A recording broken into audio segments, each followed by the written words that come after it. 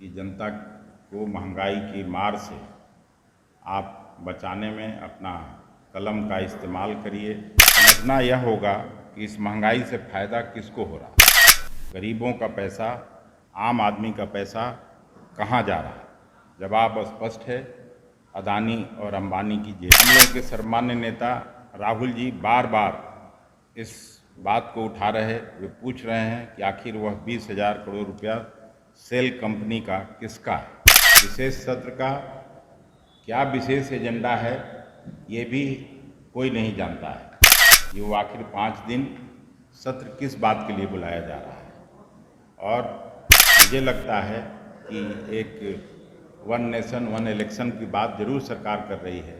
India से परेशान इसलिए हैं, ये जो 28 दलों का गठबंधन बना है वो 60% इंडियन पॉपुलेशन को रिप्रेजेंट करती है।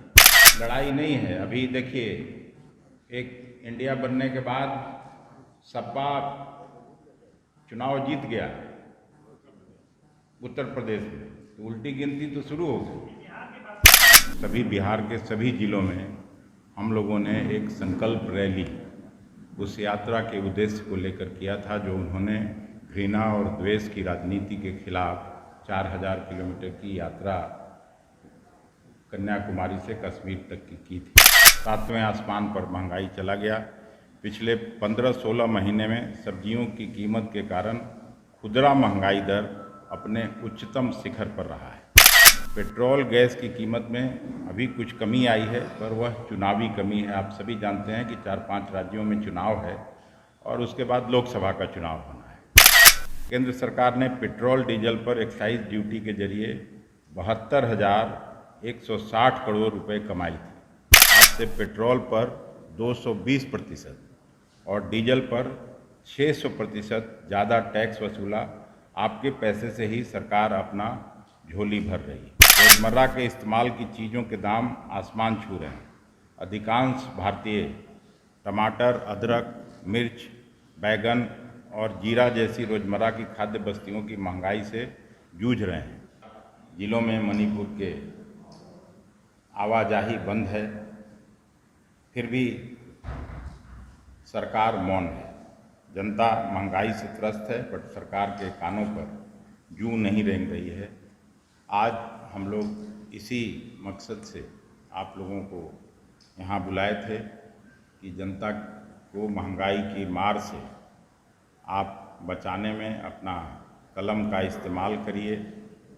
और उसमें हम, आप सब और पूरा बिहारवासी, देशवासी अगर आपको के जोरदार कलम की ताकत से बच सके तो उसको बचाने का मैं आग्रह करता हूँ, पूरा बिहार प्रदेश कांग्रेस कमेटी की तरफ से और बिहार की जनता की तरफ से।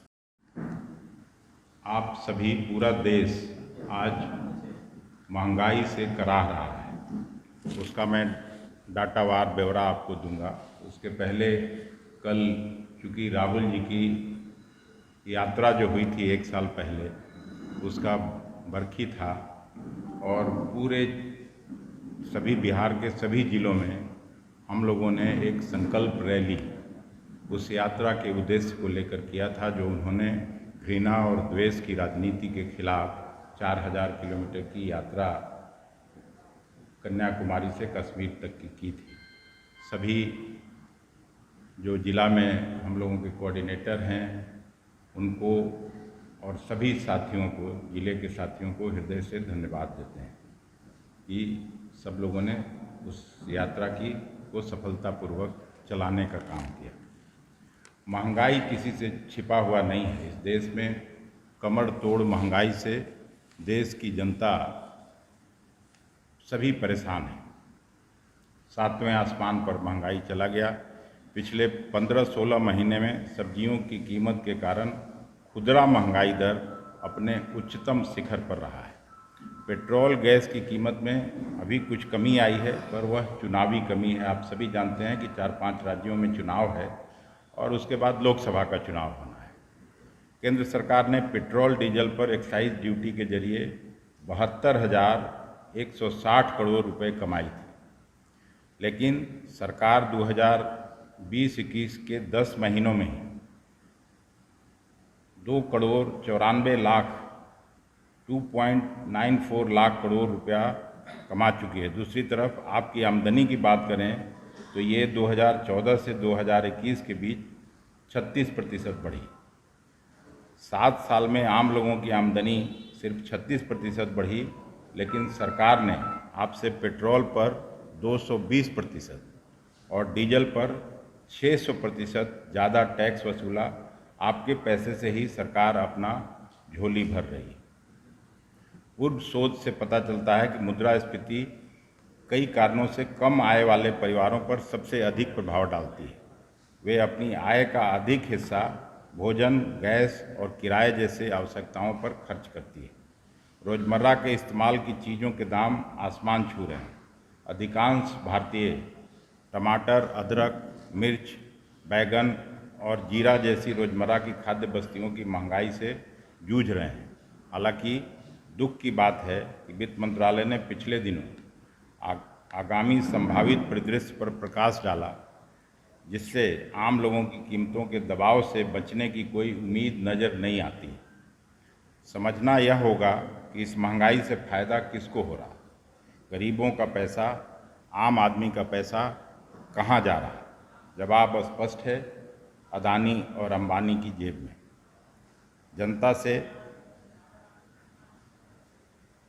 जनता के लिए 2 आदमी निर्णय लेता है और 2 आदमी फ़ायदा उठाता है। बाकी देश की आम जनता से वर्तमान मोदी सरकार का कुछ लेना देना नहीं। उनको तो बस अपने मित्रों की मदद करनी है। हम लोगों के सर्वमान्य नेता राहुल जी बार बार इस बात को उठा रहे, वे पूछ रहे हैं कि आखिर वह 20,000 करोड़ रुपया सेल कंपनी का किसका है। न अदानी जवाब दे रहे हैं, न ही प्रधानमंत्री जी इस पर कोई जवाब दे रहे हैं। दोनों का रिश्ता किसी से छिपा नहीं है। इसी कारण से राहुल जी की सदस्यता गई। अभी G20 में दुनिया भर के जो वर्ल्ड लीडर्स हैं वो सभी आ रहे हैं। राहुल जी ने फिर प्रेस कॉन्फ्रेंस करके कहा था कि अब जब पूरा विश्व समुदाय के सभी लीडर्स भारत में आ रहे हैं, उसके पहले आप देश की प्रतिष्ठा बचाने का काम करिए कि ये जो 20 लाख करोड़ रुपया सेल कंपनीज का है वो कहाँ से आया और आप कोई कार्रवाई करेंगे कि नहीं अदानी की कंपनियों पर, अदानी पर, वो ज़रूर आपको देशवासियों को बताना चाहिए।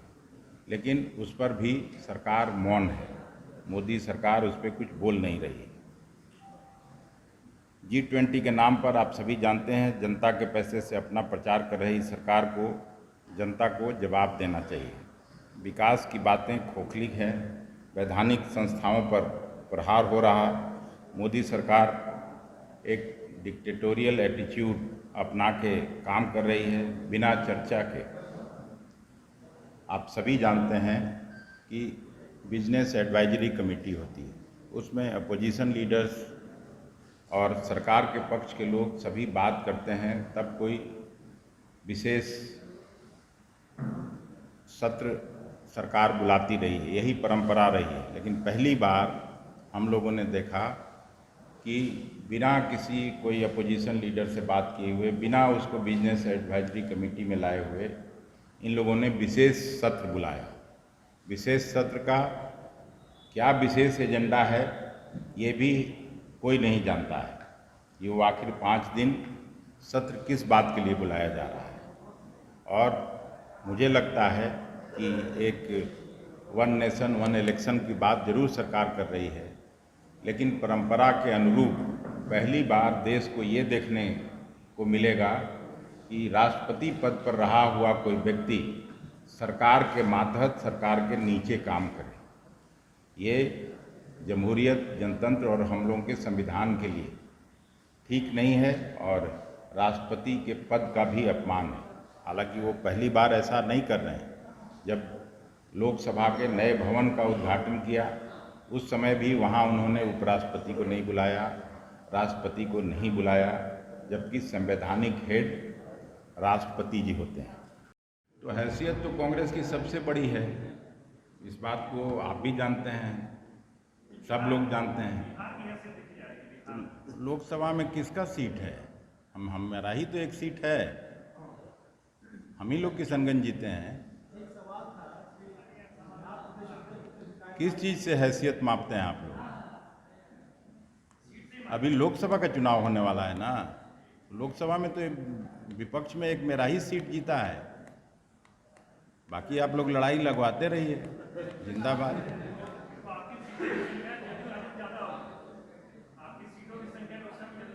सीट आप ही बांटिएगा क्या?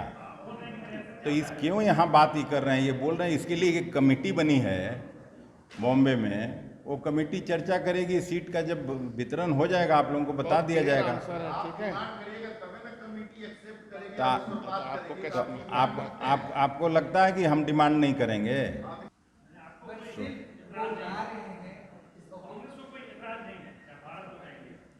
भारत और इंडिया में कोई फर्क है ही नहीं, भारतीय और इंडियन में कोई फर्क है ही नहीं। इंडिया से परेशान इसलिए हैं, ये जो 28 दलों का गठबंधन बना है वो 60% इंडियन पॉपुलेशन को रिप्रेजेंट करती है, और जब 60% लोग एक तरफ हो जाएं तो सब लोग ये बात समझता है कि आगे 2024 के चुनाव में क्या होने वाला है। घबराहट और पेट में दर्द भारतीय जनता पार्टी के नेताओं को केवल और केवल इसलिए है कि अब उनका विदाई अवश्यंभावी है, और कोई बात नहीं। हमेशा सकारात्मक विपक्ष की भूमिका का निर्वहन करते आ रहे हैं। कांग्रेस पार्टी देश के स्वतंत्रता आंदोलन की पार्टी है, परंपरा को और जमहूरियत को हमेशा तरजीह देने वाली पार्टी है।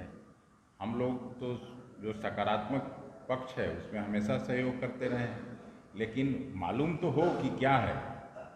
ऐसा क्या हो गया कि 4-5 दिन का सत्र बुलाने की जरूरत पड़ गई? 3 सप्ताह पहले तो अभी खत्म हुआ है, और ये बात हम लोग सभी समझते हैं।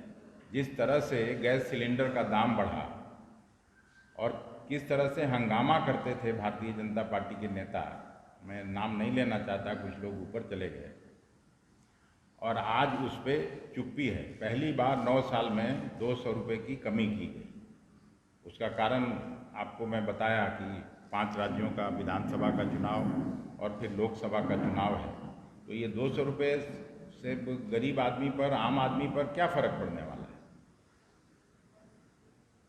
हम लोग जब सरकार में थे उससे तो कई 100 गुना ज़्यादा दाम बढ़ गया। तो बेसिक इशू महंगाई का है, और महंगाई से निजात दिलाने के लिए सबको आगे आना चाहिए।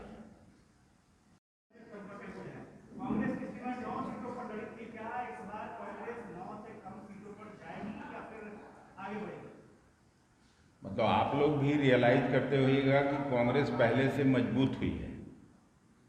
हम लोगों के सर्वमान्य नेता राहुल गांधी जी का नेतृत्व का असर पहले से ज़्यादा हुआ है देश में।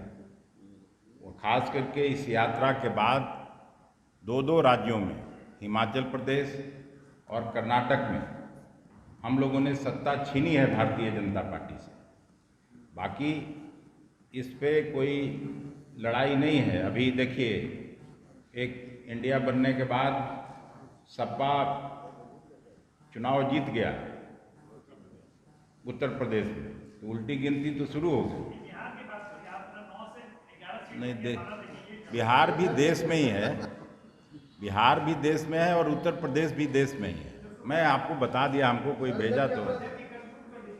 हाँ, नहीं देखिए, उसके लिए एक कमेटी बनी है अभी बॉम्बे में टिकट के बंटवारे को लेकर। वो सवाल, उसका निश्चित उत्तर आपको उस कमेटी के माध्यम से ही मिलेगा।